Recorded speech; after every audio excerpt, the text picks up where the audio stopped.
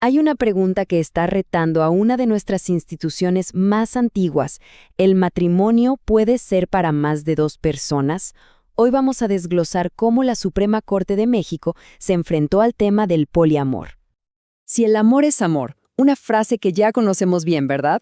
Pues esta misma pregunta, que para muchos parece el siguiente paso lógico después del matrimonio igualitario, llegó ni más ni menos que a la máxima Corte de México.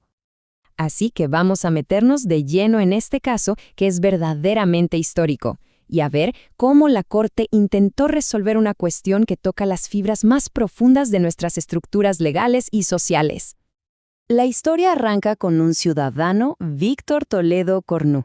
Él se identifica como una persona poliamorosa, es decir, que tiene relaciones afectivas, amorosas, con varias personas al mismo tiempo y, ojo, con el consentimiento pleno de todas las partes.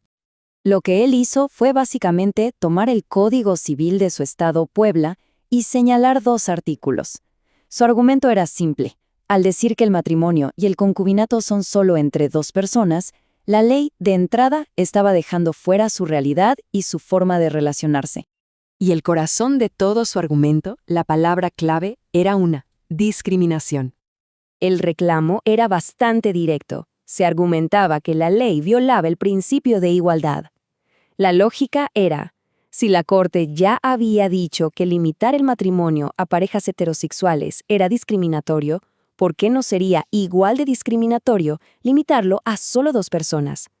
Al final, se trata de acceder a beneficios y de poder desarrollar un proyecto de vida libremente. Y en un primer momento parecía que la balanza se inclinaba a su favor. Un tribunal de menor instancia le dio la razón, le otorgó un amparo y dijo que efectivamente esos artículos eran discriminatorios. Pero aquí es donde la historia da un giro inesperado. El caso escala y llega a la Suprema Corte, y ahí los ministros introducen una distinción que lo cambió todo. Aquí está el punto clave del argumento de la Corte. Dijeron, un momento, el matrimonio igualitario se trataba de no discriminar por una identidad, la orientación sexual.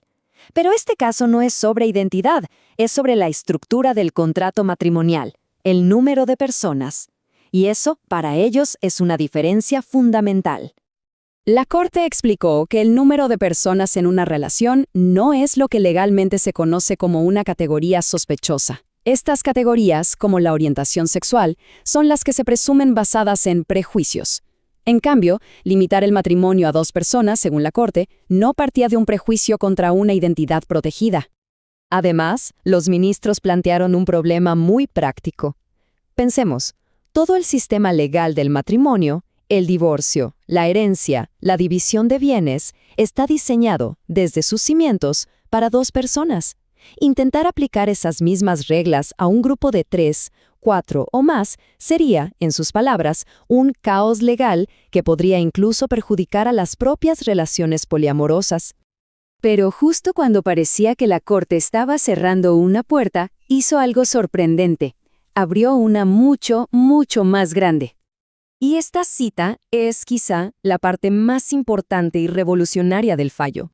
Lo que la Corte hizo aquí fue separar dos conceptos que casi siempre hemos visto como uno solo: el matrimonio y la familia.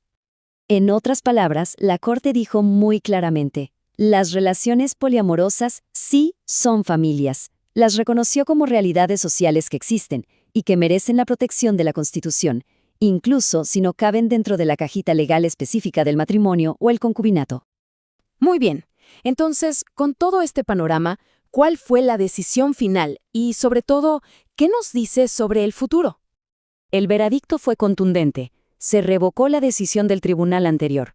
La ley en Puebla se queda como está. Legalmente, el matrimonio y el concubinato en México siguen siendo un contrato para dos personas.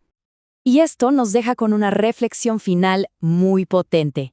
Es cierto, la Corte cerró la puerta al matrimonio poliamoroso, pero al hacerlo abrió una ventana a una discusión mucho más amplia.